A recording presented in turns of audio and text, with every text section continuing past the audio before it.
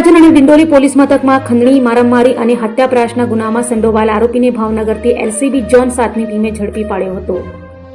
Surat police commissioner Anupamsinh Gehlot અને અધિક police commissioner Mahendra બગડિયાની સૂચનાને લઈ નાયબ પોલીસ કમિશનર સૈફાલી બારવાનની એલસીબીની ટીમ નાસ્તા ફરતા આરોપીઓને ઝડપી પાડવા તપાસમાં હતી.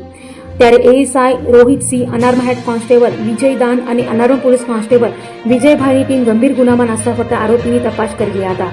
તે સમયે અનારમાં પોલીસ કોન્સ્ટેબલ જયભાઈને મળેલી બાતમીના આધારે પાલ પોલીસ મથકમાં, અડાજણ પોલીસ મથકમાં અને ડિંડોલી પોલીસ મથકમાં ખંડણી, મારામારી અને હત્યાના પ્રયાસના ગુનામાં સંડોવાયેલા આરોપી એવા ચિરાગ રેવાભાઈ મીરને ભાવનગર જિલ્લાના પરવડા ગામ ખાતેથી ઝડપી પાડી સુરત લાવી તેની ધરપકડ કરી હતી.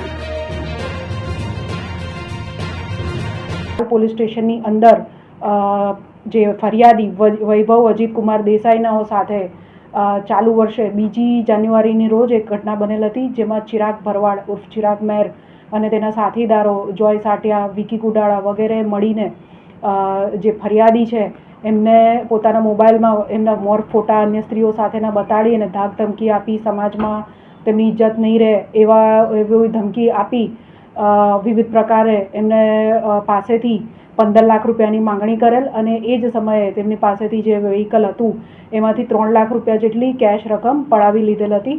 આ અંગે માર્ચ મહિનામાં ફરિયાદીએ પોલીસ સ્ટેશનનો સંપર્ક કરીને પોતાની ફરિયાદ આપતા ભારતીય ન્યાય સંહિતાની કલમ 308(6), 115(2), 352, 351(3) અને 61(2)(3)(5) મુજબનો ફરિયાદ દાખલ કરવામાં આવી હતી. ત્યારબાદ આ કામના જે આરોપીઓ છે તેમની શોધખોળ ચાલુ કરવામાં આવેલ હતી.